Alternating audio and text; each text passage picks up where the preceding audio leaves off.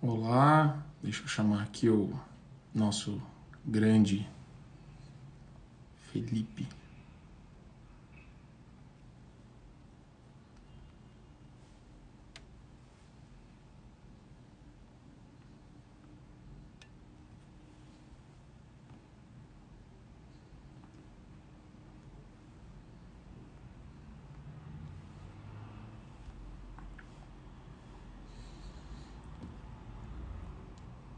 Achei que eu tinha ido no lugar certo para apertar o botão. Aí, agora sim.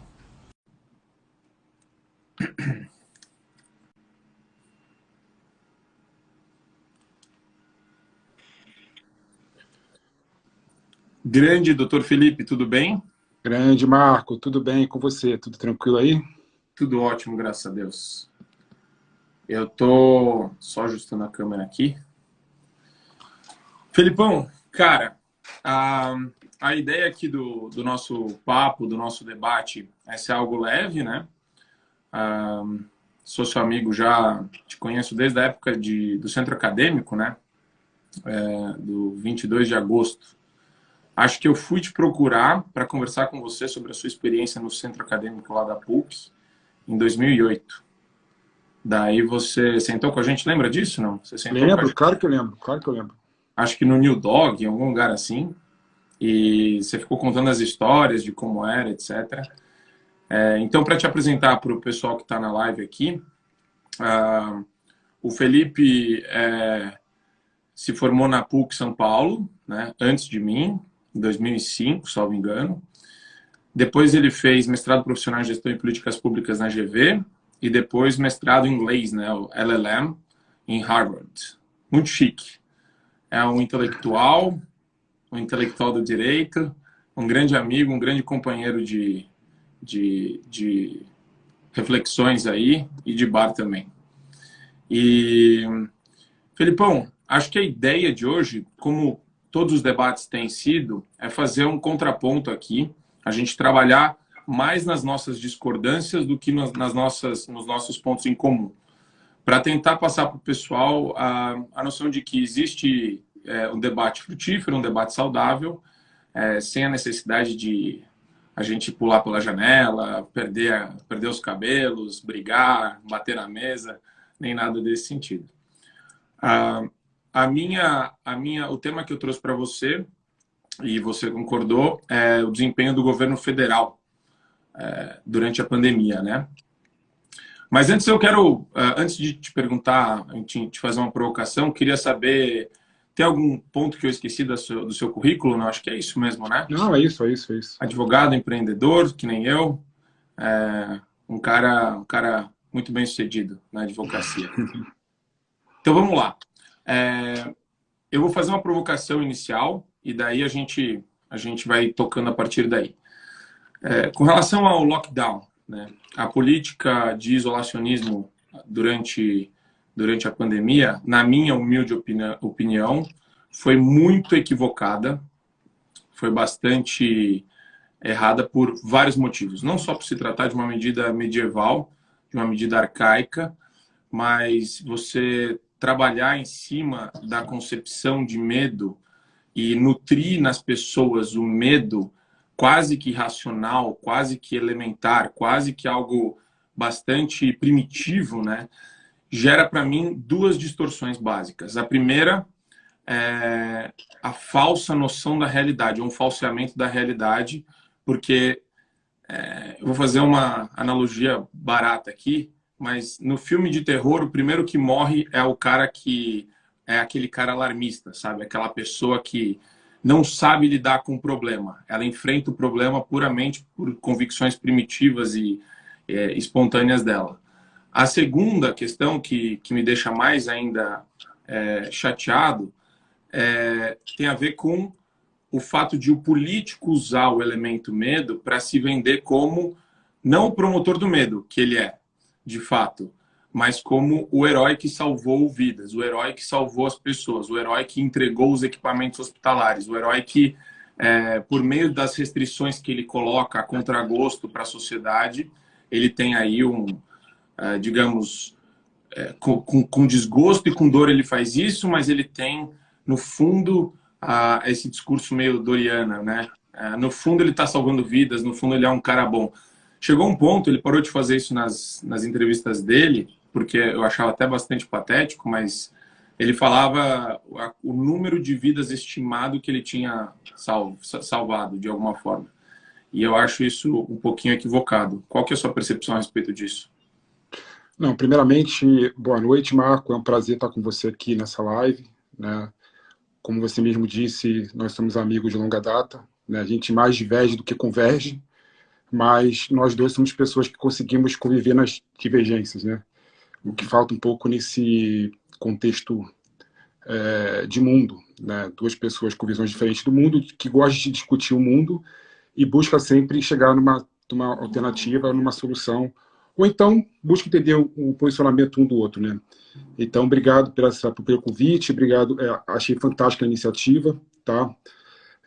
Marco, eu acho que eu entendo o seu posicionamento em relação ao lockdown, né? Com certeza você sabe que eu discordo dele, tá? Primeiro que a situação de medo mesmo, né? Quando se iniciou a propagação do coronavírus no mundo, né? Era algo realmente que ninguém sabia onde que a gente ia acabar, né? Desde a Segunda Guerra Mundial, né?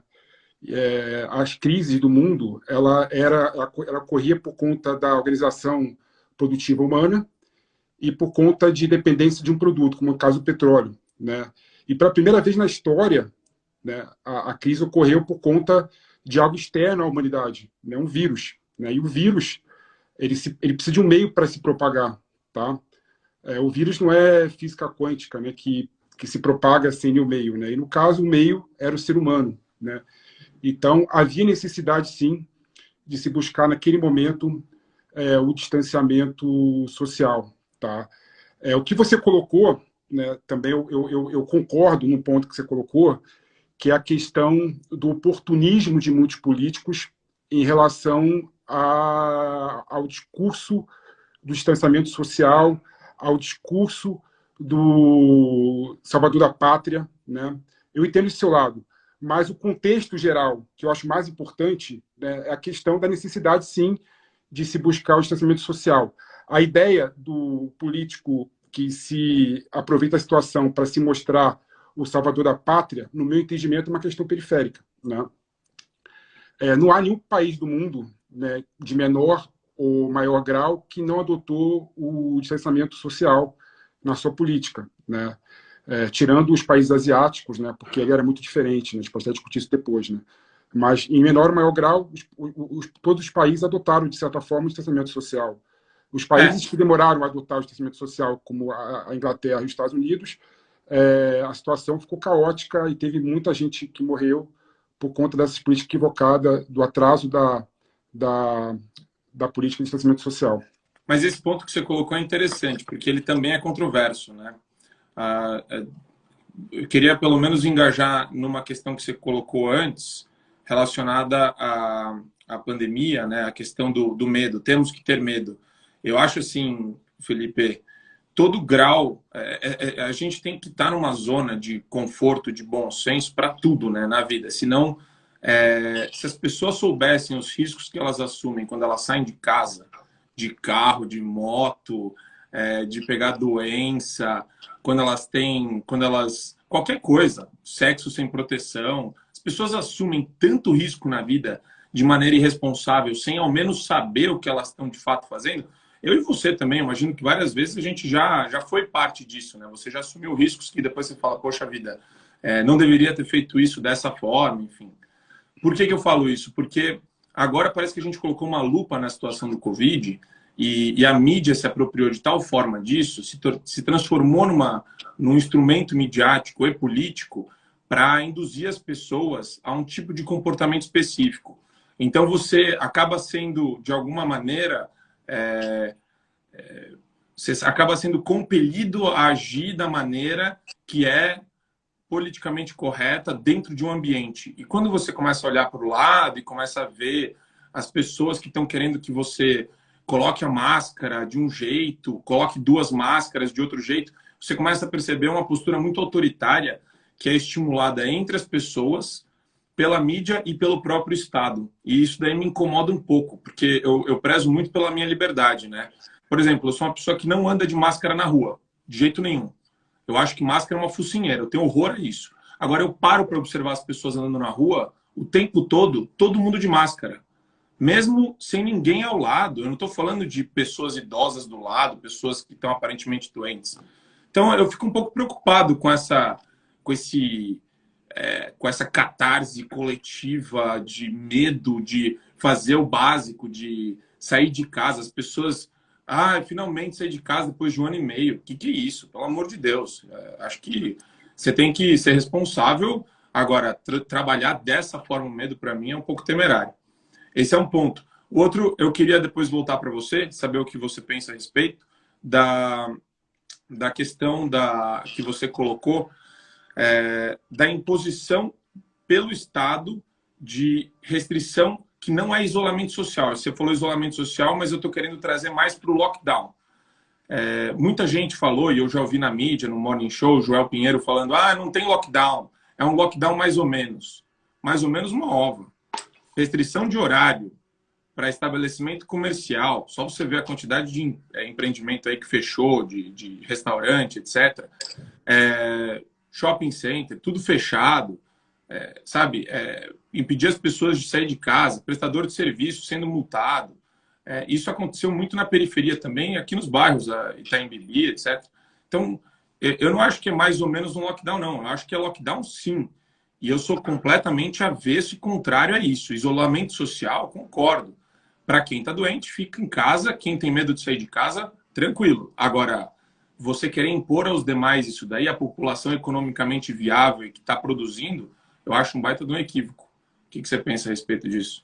Ô Marco, primeiramente, os exemplos que você deu, para mim, são completamente diferentes, né? Uma coisa é você assumir o risco de pegar o carro na estrada, dirigir com uma alta velocidade, assumir o risco de uma relação sexual sem camisinha e pegar doença. E outra coisa é você não assumir nenhum risco e pegar o vírus do Covid. Por isso que o contexto, a situação são completamente diferentes, né? Uma coisa é você assumir o risco, a outra não. O Covid, você depende da pessoa do teu lado para não pegar o vírus, né? Então as pessoas têm que usar máscara, não só para ela não pegar o vírus, para não transmitir para outra pessoa, não é? Então eu acho que são exemplos completamente diferentes, né? Então eu acho que esse exemplo que você deu, acho que não faz sentido. E a foto do cara andando de moto com máscara e sem capacete, o que você acha disso? Não, você tem que usar máscara, Marco. Assim, a questão é que nós estamos realmente vivendo uma pandemia, tá? Que nunca teve nenhum tipo de parâmetro na sociedade, tá? Realmente, se você for pensar,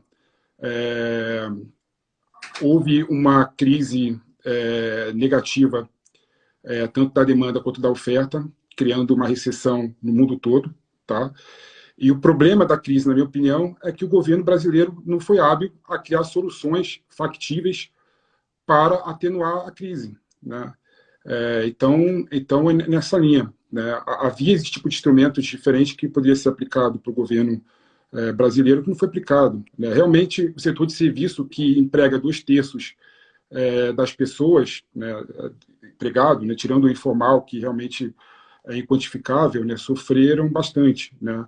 Mas também não teve nenhuma política pública e nenhuma política apresentada por nenhuma esfera do governo para defender esse tipo de comércio, esse tipo de economia, né? Então, Pera um pouquinho, que eu acho que... eu não sei se a gente está falando do mesmo governo. Você está falando qual? O estadual que fechou tudo? Ou o federal? Não, os dois. Não houve coordenação, Marco. Não houve coordenação. Quem coordena a política no Brasil? Eu acho que em época de pandemia, em época de guerra. Minha opinião a respeito disso é que o governo federal ele fez basicamente aquilo que estava à disposição. Mas aí que tá, eu vou só pontuar uma coisa, que antes que comece a me chamar de gado, porque eu comecei a criticar o Kim Kataguiri e o Arthur Duval esses dias no Twitter, o pessoal desceu além de mim me chamando de gado já. Fiz só um tweet provocativo, enfim, para um debate, mas não deu muito certo. Meu ponto é o seguinte, a gente falando em dinheiro, né? Falando em oferecer recursos subsidiados. Então, a gente tem Pronamp, que foi oferecido, foi uma baita linha de crédito, bilhões de reais. A gente tem a suspensão das dívidas estaduais e municipais por parte do governo federal, o que deu um baita de um fôlego para os governos estaduais e municipais arcarem com recursos da área da saúde. Então, eles puderam realocar dentro dos orçamentos de cada um deles recurso para focar na saúde. Aí a responsabilidade aí também com relação às pessoas físicas, o auxílio emergencial, né? Isso só para falar de recursos indiretos que foram suspensos, recursos diretos que foram oferecidos pelo governo federal, e sem ainda falar de recurso direto do governo federal pelo Ministério da Saúde, junto à atenção primária do SUS, que já foi mais de 7 bilhões de reais aproximadamente. Então, eu acho um pouquinho... Aí quando você fala coordenação de políticas públicas, aí você está colocando ingrediente político.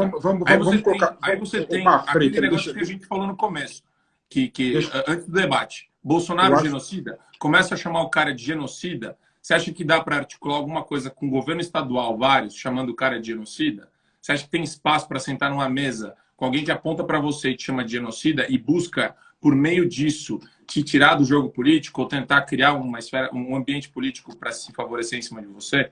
Eu acho difícil. Ô Marco, vamos com calma aí. Primeiro ponto, né? A ajuda federal, suspensão da dívida dos estados e municípios, veio agora em junho. Tá? A pandemia tem mais de um ano. Não. Demorou muito. Desde o ano passado. Demorou muito para ter aquele tipo de pacote. Foi bom o pacote, tá? Não estou falando que foi ruim, mas demorou muito o pacote para acontecer. E muito mais do que isso, né? O governo federal fez essa política atrasada com apontamento que é contrária ao combate à pandemia em geral. Política de lockdown, política restritiva, demora na compra de vacina. Ou seja, então é um discurso completamente esquizofrênico do governo federal, né, que não dialoga com a ajuda demorada que aconteceu para os municípios e estados. Né? Mas esse é um ponto. Tá? A questão do Bolsonaro genocida. Eu não gosto de usar o termo genocida, porque o termo genocida traz um aspecto ideológico que acaba afastando as pessoas do debate. Né? Eu gosto de debater com você, eu gosto de debater com quem vota no Bolsonaro, tá? Até para entender o porquê. Né? E quando você usa o termo genocida, você acaba tirando as pessoas do debate, acaba tirando as pessoas do diálogo e do debate. Mas há um fato que é incontestável. Né? No Brasil, há 550 mil mortes aproximadas de pessoas por Covid. Muitas dessas mortes poderiam ter sido evitadas se não fosse essa política esquizofrênica e essa gestão temerária do governo federal. Né? Mudou 4 vezes o ministro da Saúde em plena pandemia, demorou a comprar a vacina, né? Ou seja, existem outros tipos de adjetivos que podem ser colocados no Bolsonaro. Mas o fato do Brasil ser o 4º país que mais vacinou no mundo até agora, o que isso representa para você? Então, primeiro. Você estava falando de contexto no começo do debate. Eu vou te dar um contexto. Aqui são 220 milhões de pessoas. Se você comparar o nosso estado com Luxemburgo, com Suíça, com qualquer outro estado, aí por números proporcionais, aí você vai me desculpar. Aí a gente tá fazendo um joguinho estatístico meio crazy aqui, meio bizarro. Porque a gente tem que trabalhar com números absolutos. Quanto tem de acesso em termos de vacina no mercado e quanto tem em números absolutos. Vamos lá, esse é um ponto fantasioso. Nem número de morte também, podemos falar em números absolutos, tranquilamente. Perfeito, esse é um ponto fantasioso que vocês gostam de levantar toda hora. Tá? Não, vocês não tem jeito do meu lado. Primeiro, o SUS tem capacidade de vacinar mais de 1 milhão de pessoas por dia. Se o Bolsonaro tivesse comprado a vacina antes, a gente poderia ter vacinado o nosso povo todo em 3 meses. Tá? Antes do quê? Dos Estados Unidos? O próprio país que produziu a vacina? Os Estados Unidos não tem SUS, Marco. O que tem o SUS? Não tem SUS nos Estados Unidos. Não, vamos lá. Essa mentalidade é tão deletéria que se a gente não tivesse essa mentalidade louca de viva o SUS e essa maluquice, a gente teria lá atrás aberto para a iniciativa privada vacinar concomitantemente ao SUS e a gente teria uma vacinação ainda mais ampla só que não passou no Congresso. Inacreditável. E ainda o Não, Congresso você queria esquece apoiar, Não, o vamos lá. Congresso queria apoiar a ideia do projeto que se o laboratório ou o hospital comprasse a vacina, tinha que doar metade ainda para o SUS. Uma coisa inacreditável isso daí. Ô, Marco, você esqueceu do seguinte, tá? Tá tendo escassez da vacina no mundo todo, tá? Exato. A Pfizer falou que não ia vender para o privado vacina. A Moderna falou que não ia vender para o privado vacina. A AstraZeneca não vai vender para o privado a vacina. O Congresso podia aprovar a lei que fosse para permitir que o privado comprasse a vacina, que não ia conseguir. Mas eu concordo contigo no aspecto, tá? Que não teve nenhum tipo de debate. Né? Essa esquizofrenia que tem a direita e a esquerda, a direita acha que tem que ter menos Estado e mais mercado, a esquerda acha que tem que ter mais Estado e menos mercado, e esquece que pode ter um caminho que possa ter mais Estado e mais mercado também. Né? Então, a gente poderia ter criado arranjos institucionais para o privado participar, sim, da compra de vacina. Né? Mas a premissa que eu quero deixar claro para você que se o privado quisesse comprar vacina hoje em dia, não ia conseguir vacina. Então, não tem vacina. Então, não adianta vir com esse argumento falacioso dizendo que o parlamento não votou a favorável para a vacina ser comprada pelo privado, porque isso não existiu, não existe isso. E vacina, numa pandemia, é a função do Estado fazer também. Né? Mas o que eu acho engraçado é você falar que não existe. Existe. Existe sim. Existem várias vacinas que estão rodando no mercado. Você tem vacina que está sendo, inclusive, doada pelo governo dos Estados Unidos. Os países que já conseguiram bater um nível de vacinação aí acima de 50%, em alguns lugares 70%, estão, inclusive, refazendo os acordos e refazendo os contratos. Quer dizer, eu acho que esse negócio do simplesmente não existe, confie na informação, não. Já vi, sim, negociação no sentido de vender para Estado. Agora, você colocar para mim, e é isso que me deixa um pouco incomodado, o Estado como fonte única, isso é preocupante. Você tem que permitir que o particular possa negociar em paralelo e distribuir em paralelo e cobrar o que Não, der pela... assim, eu concordo com você no ponto, tá? Eu acho, por exemplo, que essa questão toda que foi o mote do debate, né? Furar a fila do SUS, quem é rico quer conseguir se vacinar antes dos pobres, isso se mostrou uma besteira, porque os ricos foram ficar 15 dias em Tulum, pegaram o avião e foram se vacinar em Miami. Né? Sim, Ou seja, o que eu acho é o seguinte: existe a possibilidade da gente criar um caminho no meio. Né? Talvez, por exemplo, uma concessionária de serviço público poderia ter liberado para comprar para seus funcionários, né, que trabalham ali no front, limpeza urbana e tal, a vacina, e ajudar a desafogar o SUS e ajudar a fila da vacinação. Então, existem instrumentos, existem formas de você viabilizar a compra da vacina que, de certa forma, beneficia a população, entendeu? Mas sabe o que eu acho engraçado?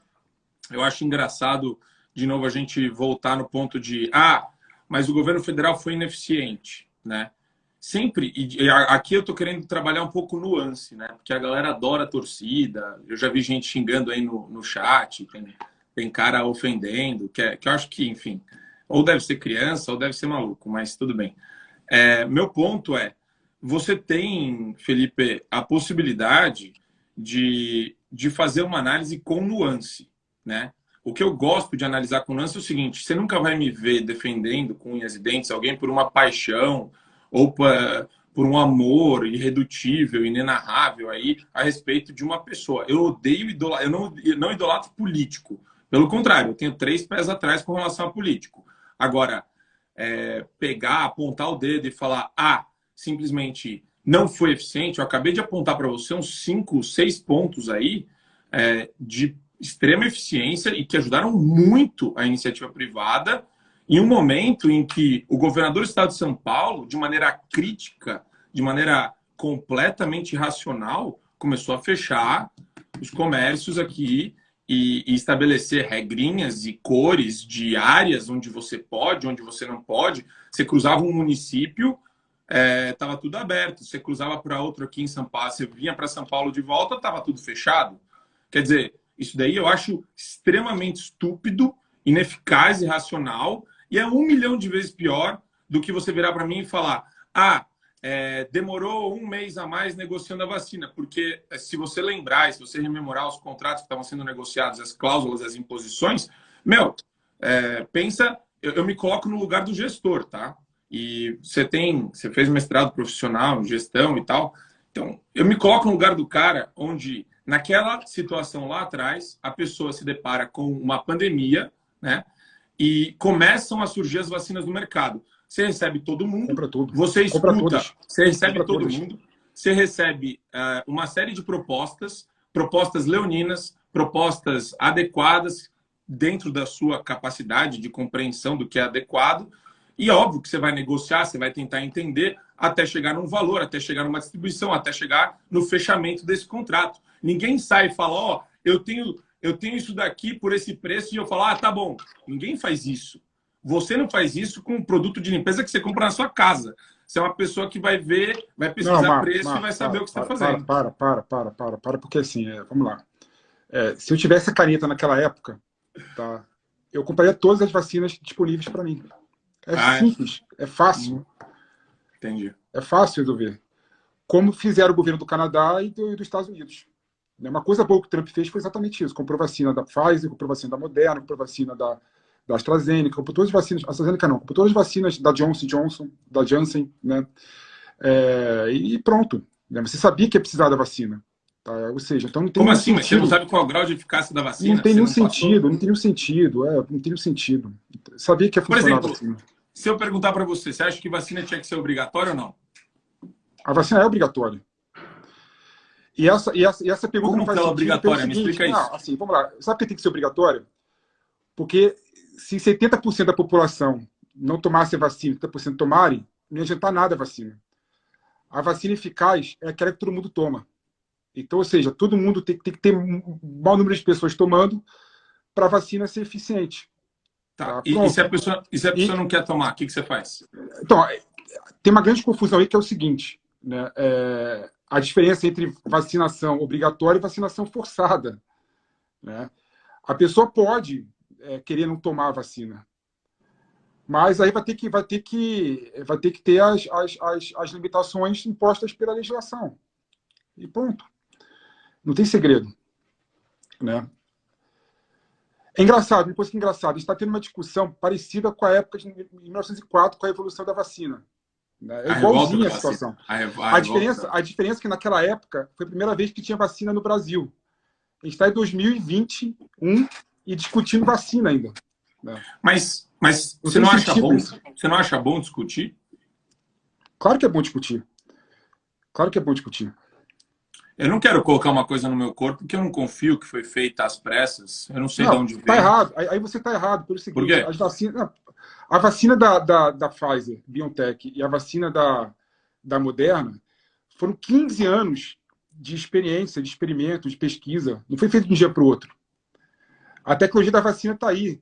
Uma coisa que é um erro, que vocês gostam de falar, que é a vacina experimental. Eu não sei porque você está falando coletivo, não tem ninguém do meu lado. A vacina que você está falando aí é que a vacina aqui é vacina experimental.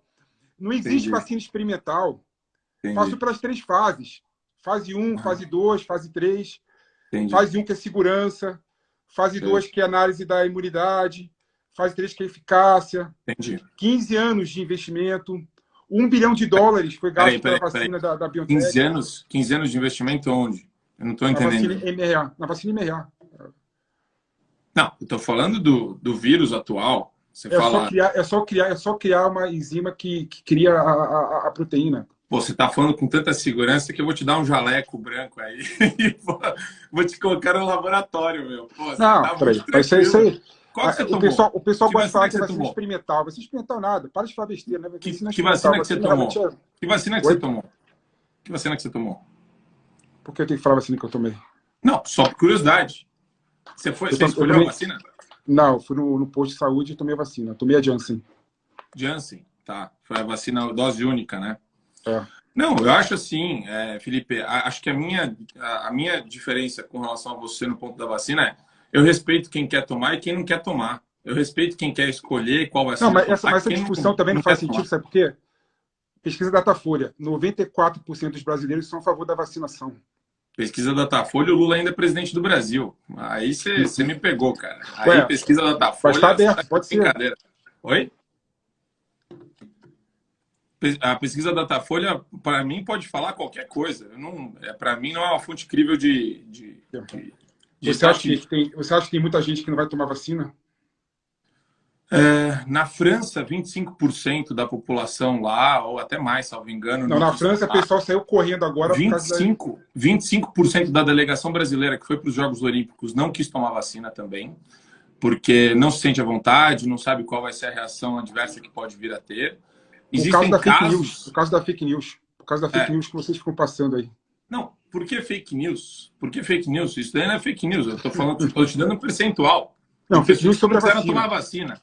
Fake news sobre a vacina e vacinação. Mas eu não entendo. Você realmente não viu alguém que teve reação adversa, teve alguma coisa nesse sentido? Você realmente não conhece ninguém? Reação adversa é normal numa vacina. Né? Você está colocando, você está produzindo anticorpos. É normal não, você ter. Mas reações inesperadas, inclusive. Eu não tive ninguém, não vi ninguém com problema, assim. Mas você já viu reportagem, não viu? Já vi reportagem, vi que é um número ínfimo. Todas são fake news. Não dá para confiar em nenhuma. Não, cara, você vê bula de remédio, você fica também.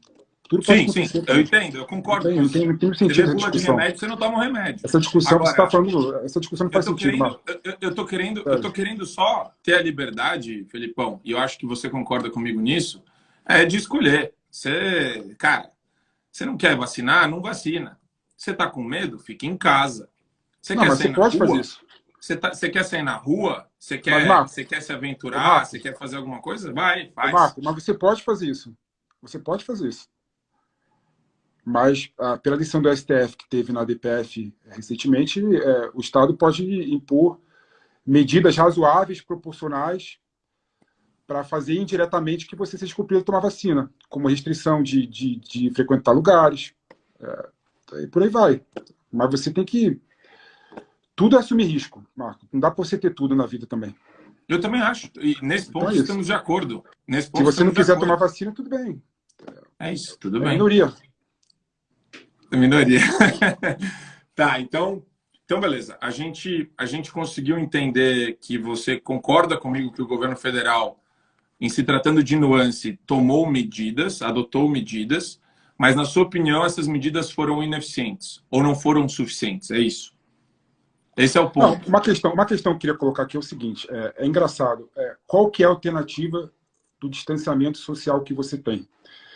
Porque assim, vamos lá. Doente e idoso fica em casa. Isso é impossível fazer, Marco. Para.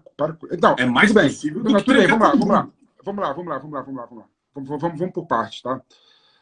Os países asiáticos fizeram monitoramento, né, pesado para detectar quem tem o Covid, tá? Primeiro ponto. Segundo ponto, isolava as pessoas na hora que estavam com Covid. Terceiro ponto, todo mundo usando máscara. E quarto ponto, tinha uma cultura de pandemia muito grande, né? Porque o SARS é normal na região asiática, né? Gripe chinesa. E o Bolsonaro é contra a máscara, não investiu, o governo não investiu em testagem pesada, não investiu em detectar na hora quem estava com Covid e separar, né? Ou seja, você está falando para mim o seguinte, o único lugar do mundo, né, com modelo único que o governo central é contra qualquer tipo de medidas para detectar, monitorar a Covid, para isolar na hora aquela pessoa que tem Covid, vai conseguir combater a pandemia não tendo isolamento social. Né? Sim, não faz sentido os Estados americanos que tiveram os piores índices de pandemia, daí a gente está falando de Califórnia e Nova York, principalmente, foram os estados que estabeleceram as maiores restrições, tiveram o maior... A fiscalização era frequente, esse rastreamento do vírus se mostrou completamente ineficiente, ineficaz, não adianta nada, você não consegue ter esse controle, esse pseudo-controle humanoide que você acha que dá para ter uma mulher num call center de uma área, de alguma área da saúde, eu não falei isso, ligando para as pessoas para saber eu onde não a falei pessoa se infectou. Isso é bullshit, né? Eu não falei Não, isso. isso daí é rastreamento. Isso é Eu não rastreamento. falei isso. Eu não falei. Pode ser de outras Esse formas. rastreamento acontece até hoje no Canadá, acontece em vários estados nos Estados Unidos ainda. E é uma medida totalmente Mas qual inocente. modelo que você propõe? Qual modelo que você propõe? O modelo que eu proponho é isolamento vertical, já falei aqui. Você Isso é isola o impossível. velho, você isola o doente Você vai colocar, e as pessoas vão para a rua. É? Agora um dado interessante, né? A gente fez um levantamento no começo da pandemia, tá? 15% da população é idosa, 25% das famílias, 4 pessoas moram com idosos, tá? Para 40%. Isso sem contar as comorbidades. Você está falando o seguinte: isolamento vertical para 50% da população brasileira. Não tem nenhum sentido isso, não funciona. Você está chamando idoso de 50% da população brasileira e acamado e gente doente? Não, eu estou tirando o pessoal com morbidade. Estou falando o seguinte: 15% da população brasileira é de idoso. Esses idosos moram, muitos deles, com família de 4 pessoas. Tá? Ou seja, estou falando de 40% da população mais ou menos. Mas essa lógica não faz sentido. Esse negócio de vamos bloquear tudo, vamos travar tudo. Felipão, a gente está num país onde o governador do Rio Grande do Sul teve a cara de pau de restringir setor de supermercado de produto que ele não considerava essencial. A realidade é diferente do que a teoria que você está criando aqui.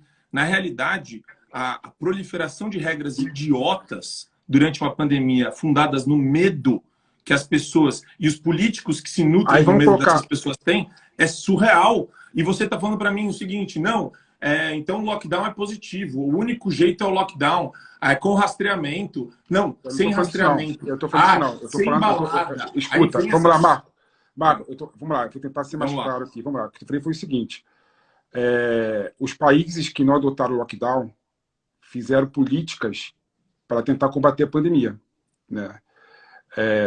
Eu não vi nenhum caso de países que não adotaram o lockdown, o isolamento social, que ignoraram a existência do vírus, né? O que eu estou falando para você é o seguinte: nosso governo central ele é contra o isolamento social e é contra medidas de combate ao vírus também. Não tinha como dar certo no Brasil. Não é contra, não. Não é contra. Isso daí também isso daí é falácia. Isso daí é pura falácia.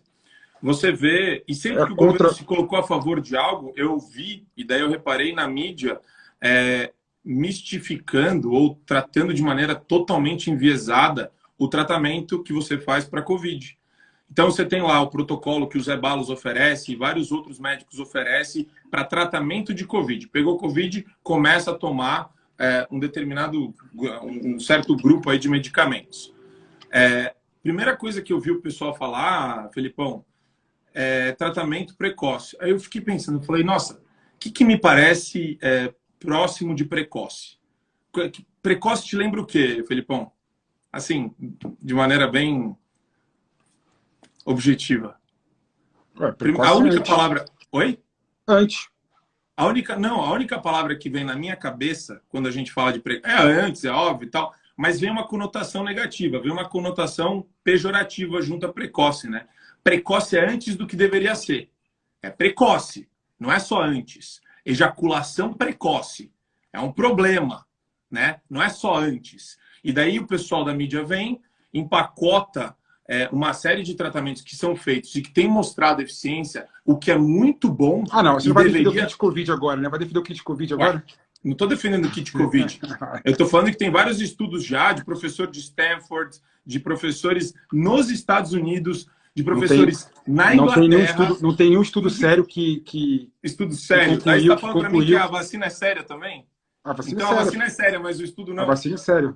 O que você acha que é sério é sério? Oi? O que você acha que é sério é sério? Não, o estudo é sério. E a vacina? Sério. A vacina... Não, para você ter uma ideia, na prática. Tem uma miríade de vacinas. Escuta, a vacina russa não é séria. A vacina Janssen é mais séria do que a russa. Ora, eu estou falando tem vários estudos falando do tratamento eficiente com hidroxicloroquina, com ivermectina. Existe mesmo. Mas por que você ri se tem estudo sério disso? Eu te mostro, eu coloco no link aqui embaixo da live. Coloca o link aí. Coloca o link aí, vai. Então tá. Link bom que fala. Todos os estudos tiveram assim, conclusivos. Estou falando sério, não existe estudo sério que o kit Covid funcione. A vacina, na prática, está mostrando que funciona. A França, por exemplo, na variante Delta lá, né, que está pegando só as pessoas, 96% das pessoas que estão pegando a variante Delta não tomaram vacina. Como não funciona a vacina? Não, eu não estou falando que não funciona. Eu estou só falando que para algumas coisas os seus estudos são válidos, para outras coisas os estudos dos outros não são válidos. Mas não tem estudo então, válido. Você vira e fala para mim, ué, a vacina foi feita com base em uma série de estudos. Não existe estudo válido, Marco. Claro que existe. O estudo que a prática funciona.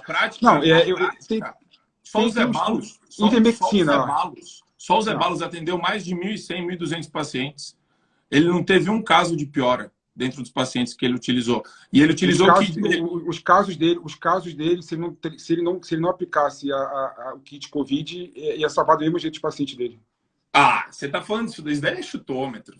Teve pesquisa sobre isso. Você está chutando, você está denegrindo os ebalos aqui. Com base em o quê? Pesquisa do quê? Do UOL? Não, separaram em 2 grupos, né, as pessoas que melhoraram com o kit Covid e outro que melhoraram também sem tomar o kit Covid. Ou seja, não tem nenhuma eficácia. Né? Eu acho isso daí muito engraçado. Porque para o pessoal da esquerda, é isso que eu estou falando. Você não é pessoal da esquerda. Oi? Não é pessoal da esquerda, Marco. É pessoal... pessoal da esquerda. Assim, uma coisa... Assim, no começo ali da pandemia... Acho engraçado adjetivar. Escuta, no começo da pandemia, lá no mês 1, no mês 2, eu até entenderia o pessoal querer arrumar forma milagrosa e aí indicar remédios para tentar chegar, meio que por acaso, na cura milagrosa, receitar hidroxicloroquina, cloroquina, tal. Hoje em dia, depois de 1 ano e pouco da pandemia, o pessoal já sabe que não funciona, né, que não tem nenhum tipo de estudo sério dizendo que funciona, né? Não tem nenhum sentido você defender o kit Covid. É que eu não gosto de colocar dentro da caixinha. Parece que vocês criam umas caixinhas assim para falar, ó, isso vale e para isso não vale. A hora que eu falo que existem vários estudos de pessoas que usaram e deu certo, e na prática, médicos renomados, o Zé Balos é um puta médico renomado. Aí você vira e fala para mim, não, isso daí é bobagem, veja bem, isso daí não existe. Eu acho engraçado, eu acho um argumento muito seletivo, sabe? Não, método científico, Marco. Não tem método isso. Científico. As pessoas, você está falando que uma pessoa... Ninguém está... A gente não está discordando me fala o estudo que o médico citou fez aí, que fala que funciona. Fala que funciona o quê? Ele tratou esses pacientes, passaram por ele. Mas cadê o estudo dele? Tem estudo feito, que ele escreveu o estudo? Então, é isso que eu acho engraçado. Vem uma... No nosso embate, é como se você chegasse e falasse... Você está com o estudo reconhecido em cartório, com o papel assinado e a firma reconhecida, as pessoas, foi notarizado isso daí. Eu acho engraçado esse negócio. O cara é um dos mais renomados que tem no país. Do nada, fala que não vale nada. Oi? Não é engraçado, é ciência. Então, é ciência. Pelos estudos que foram feitos com o kit Covid, o que indica é o seguinte, é fácil responder a tua pergunta. Os pacientes tratados... por esse médico que você citou, ele se curaria sem o kit Covid. Porque o kit Covid não funciona. Entendi. Eu adoro, cara, a convicção que você tem de falar isso daí sem dar uma piscadinha. Eu acho legal. Legal. Não, o pessoal está se matando aqui. O pessoal está se matando. O pessoal está se matando aqui no bate-papo. Aqui, ó. Eu sei, tem o que te apoia e tem poucos que me apoiam, mas eles estão aqui combativos. Mas a minha ideia, Felipão, aqui é o seguinte: eu acho engraçado como... Acho que eu me considero um liberal convicto, né? Alguém de direita. Você se considera um cara de o quê? Centro-esquerda? Posso dizer assim? sem querer te colocar numa caixinha. Que Eu sou de esquerda, pô. Eu sou de esquerda. Que pô colocar centro aqui? Eu sou de esquerda. Tô brincando. Centro-esquerda. Tá, então, eu acho engraçado, e essa é uma coisa que eu quero entender melhor. E sabe o que é engraçado aqui? Eu tô vendo aqui, só o pessoal da minha época de colégio do Rio de Janeiro estão me xingando aqui, ó. Toda hora ali, ó. Mas é um bando de palhaço mesmo. Mas tudo bem. Eu acho, Felipão, que a nossa percepção da realidade ela é muito interessante, porque é incrível, cara. Eu enxergo um mundo diferente de você. Apesar da gente... Você tem algum interesse político? Eu não tenho nenhum interesse político. Você não está querendo usar esse discurso para fazer campanha para ninguém, nem ganhar voto, nem nada disso.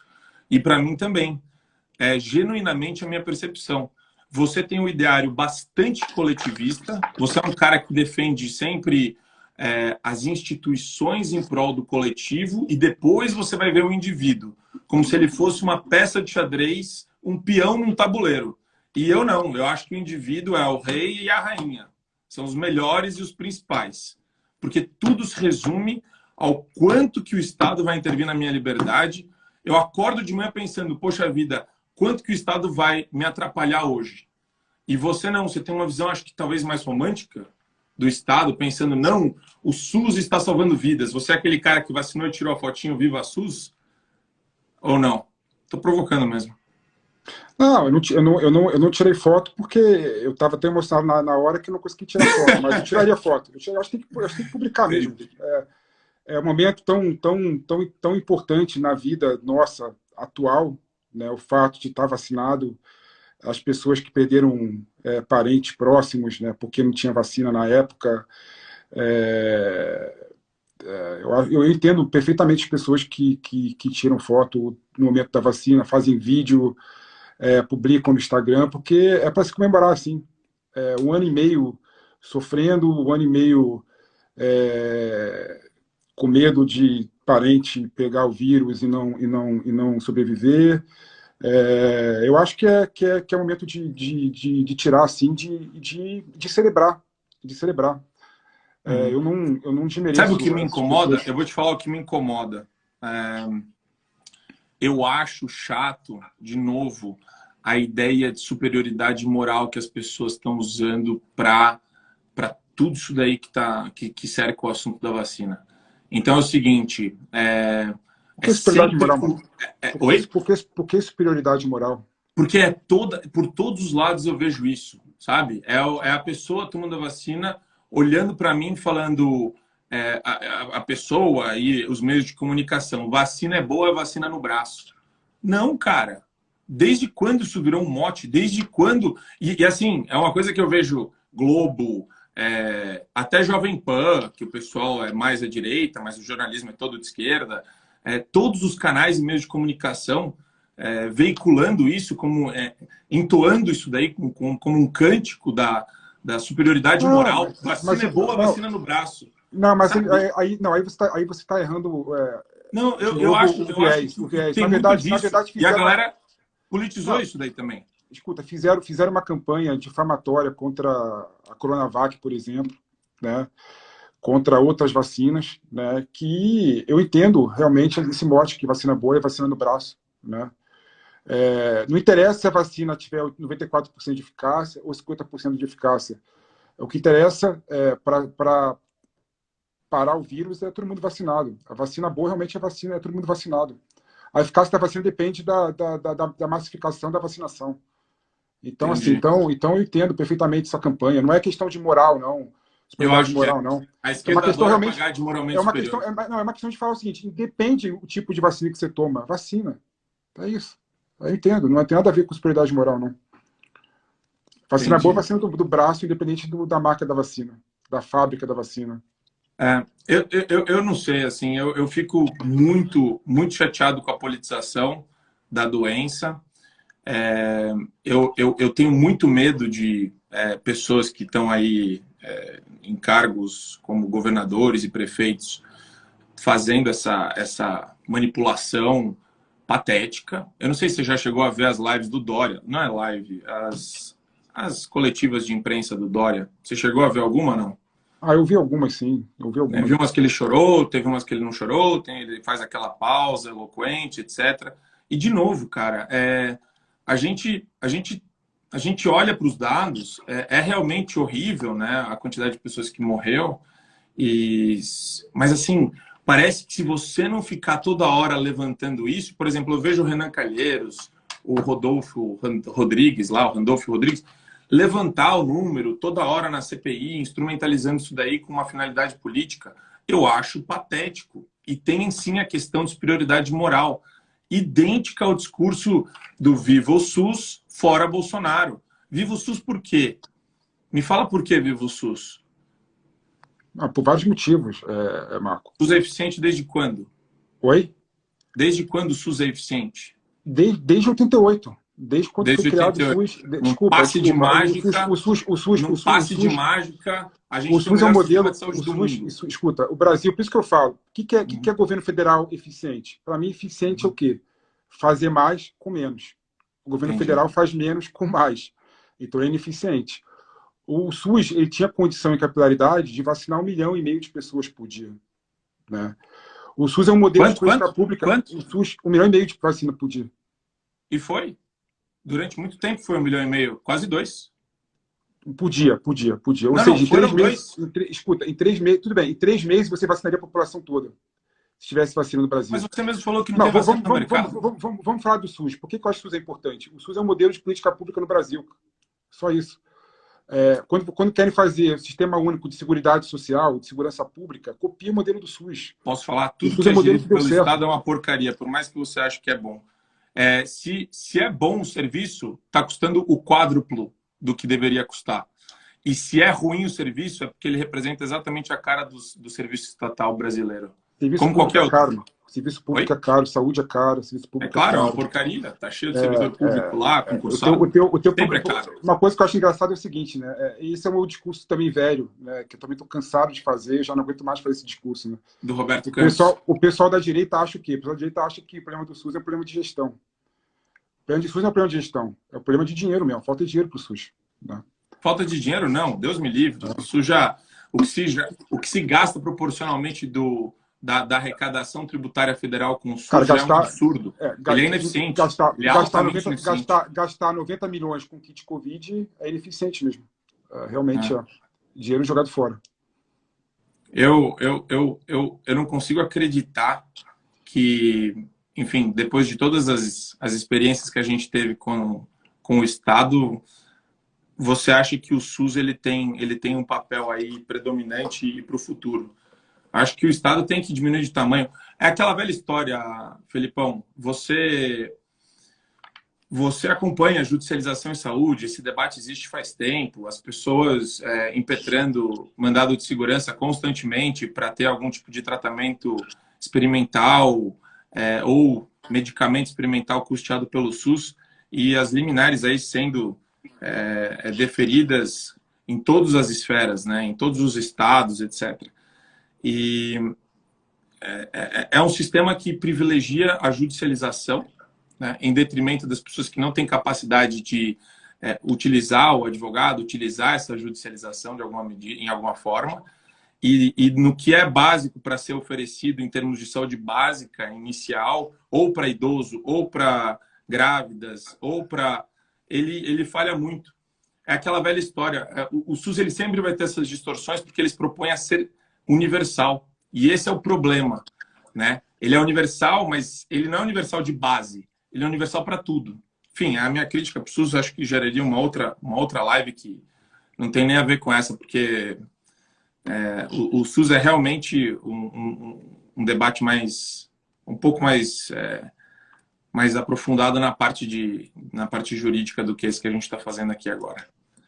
Vamos resumir as posições, vai? Para finalizar, então, porque o pessoal já tá cansado de ouvir a gente falar. Felipão, se você puder resumir em algumas frases. Bolsonaro é genocida? Então, o termo que eu não gosto de falar genocida porque faz pessoas de debate. Eu acho que o Bolsonaro é incompetente. É incompetente. Mau gestor, incompetente. Mau gestor incompetente. E o governo federal não fez nada de bom? Agora, recentemente, fez uma medida boa de suspender dívidas do Estado e do município. Mas demorou muito para fazer essa medida. Só essa? Demorou para comprar vacina. Mas comprou ou não comprou? Comprou, mas podia ter muito mais vacina no Brasil, Marco. Esse assunto não tem, é indiscutível isso aí. Era para ter mais, era para estar muito mais vacinado. O Brasil, sabe que Mais o do que os Brasil Estados tem? Unidos? Mais do que quem? Sim, mais do que os Estados Unidos. Os Estados Unidos, os Estados Unidos Então, não tem SUS, Marco. Os Estados Unidos não tem SUS, não tem capilaridade como o Brasil tem. Pronto, entendi. final. Não, tudo bem, tudo bem. É isso mesmo, é mais dos E Estados Unidos. tá bom, perfeito. E Aonde para o Obama foi se inspirar no Obamacare? Deus me livre, foi um desastre o Obamacare. Mas Ainda aonde ele bem foi se que inspirar? daí não funcionou. Não Ah, funcionou. porcaria, né? Porcaria de modelo. Os premiums lá Claro. explodiram. Enfim. Mas esse é outro debate. Pessoal, obrigado aí por terem vindo. Para resumir minha posição, eu sou totalmente avesso ao lockdown. Eu acho que um monte de gente quebrou e o desastre econômico-financeiro foi 1 milhão de vezes pior do que o que a gente poderia imaginar. As pessoas não conseguem mensurar isso, né? Ainda, mas a gente vê, esse é o tipo de experiência que a gente consegue ver na rua, desde comércio fechado até empregos perdidos. Eu acho que isso daí é surreal. A gente fala da ineficiência do governo federal. Eu acho que foi eficiente essa posição do Felipe. Eu acho que tem pontos de ineficiência e crítica, como todos os governos federais vão ter numa pandemia. Nada é perfeito, né? E nada será perfeito. Nada atenderá às Eficiente, cara, nossas eficiente. O governo federal na mais pandemia, não é pra altas você falar que tudo. expectativas. Eu acho que 550 mil mortes. 550 Oi? mil mortes, Marco. Oi? 550 mil mortes. Sim, mas nos Estados Unidos Ineficiente. também. Nos Estados Unidos também morreu. Estados Unidos também Ineficiente morreu. também. Ineficiente também. Então, nunca vai ser... aí que tá, aí que entra aquilo que eu falei da nuance, né? Nunca vai ser aquilo que você projeta, e se você é oposição, o seu ponto de projeção vai ser além do ótimo, para você conseguir admitir que foi bom. Porque você é oposição. Você é oposição ao cara. Se fosse o Lula, você ia falar, apesar dos 530 mil mortos, teve Pronamp, entendeu? É uma visão, eu imagino que o pacotão para os estados e municípios você faria essa defesa. Você faria essa defesa se fosse o Lula. Agora, o que eu estou defendendo aqui não é o Bolsonaro. Eu acho que o governo federal foi eficiente no que se refere à destinação de recursos que ele detinha, que a União detém, para estados, para municípios. Isso e foi daí em junho. teve um problema foi mês grave. Passado, Marco. Foi mês passado. Não, eu não estou falando só da suspensão das dívidas. Eu estou falando da Mês passado. destinação de Demorou 1 ano e recursos. 3 meses para resolver isso. Como foi eficiente? Não. Desde o ano passado, inclusive. Desde o ano passado. A suspensão. Demorou muito para oferecer auxílio da Caixa Econômica Federal. Demorou muito. Imagina, a Caixa Econômica Federal foi ano passado também. 4 meses. Foi ano passado. Não, foi ano sim, passado. mas demorou. A Caixa Econômica Federal foi ano passado que começou a primeira parcela. O auxílio emergencial foi ano passado também. Mas demorou a fazer. Demorou a fazer quando? A pandemia começou em fevereiro. Em março começou o lockdown. Começou em março. Abril, maio, junho. Não, escuta. Começou em março e começou o aporte, se não me engano, em julho. Bem. Demorou 3 meses. 4 meses. Mas eu acho, Felipão, que eu mereço aí o Negroni que você vai me pagar. Acho que mais do que merecido. Não, o Negroni você vai pagar o Negroni. e a gente depois a gente pode aprofundar aí algum debate relacionado daí não à pandemia, mas aos pontos talvez mais teóricos de direita e esquerda que eu quero entender. Eu quero abrir o seu cérebro, Felipe, e entender por que você gosta tanto das benesses do capitalismo, mas no seu exterior você defende tanto essas posturas coletivistas que geram abuso de poder e arbítrio para os outros. Mas no fundo você gosta de um Negroni bom, com ingredientes importados, restaurantes maravilhosos e vinhos da melhor marca que existe. Eu queria entender a lógica esquerdista. Mas você sabe disso. Lógico que existe. Eu luto para todo mundo ter qualidade de vida boa. É o que eu luto. A minha luta é essa. Entendeu, Marco? A minha história é diferente da história de outras pessoas. Eu nasci numa classe média, Marco. Assim, não dá para comparar não dá para falar a minha vida com o que eu defendo, entendeu? Eu defendo que a gente viva num mundo melhor, num país melhor, que ninguém Mas morra de nós dois fome. defendemos isso. Os Eu meios é que divido. divergem, então. Acho que são os meios que divergem. Mas eu tô. Você tá lendo os comentários. Mas, Felipão, cara, brincadeiras à parte, vamos combinar uma próxima. Obrigado aí por ter aceitado o convite. Adorei ter a possibilidade de debater com você. Você é uma pessoa que tem muito conhecimento. Eu quero aprofundar algum tema de política pública com você, com certeza, principalmente relacionado ao SUS. Eu acho que a gente pode marcar um próximo debate. Tem um que a gente pode, inclusive, fazer com uma amiga minha, que é doutoranda em Oxford. Eu não sei se ela já é doutora, a Fernanda Farina. Conhece, não? Conheço, claro. Ela fez PUC conosco, né? Do grande, a gente frequentava bastante Roda Viva, você lembra? Isso, lembro. Maravilhoso. Você gostava de bate esquerda, hein? Você gostava de bate esquerda. Gostava. Cantava Chico Buarque, que eu lembro bem. Não cantava não, não cantava não. Mas vamos marcar então um debate sobre SUS que ela gosta, e daí eu faço uma oposição a vocês, Ferrenha, junto ao SUS. A gente traz aí alguns dados para trabalhar a temática da saúde pública. Certo? Certo. Então você Queria te agradecer. Queria te agradecer muito. Obrigado por tudo. E, pessoal, obrigado por terem ficado até aqui, até agora aqui na live. Vocês são sensacionais. Obrigado por todas as mensagens aí que vocês mandaram. Eu estou me divertindo aqui com os comentários. Tem até um garoto família aqui, Vic Costa, que te defende com isso. Quem é Vic Costa? Aqui tem um pessoal fazendo comentário, um monte de gente aqui fazendo comentário, né? Legal. Mas é isso, valeu. Pessoal. Valeu. Felipão, bora tomar um Negroni, então. Bora, fechou, querido. Abraço. Obrigado, tchau. Um abraço. Valeu, pessoal.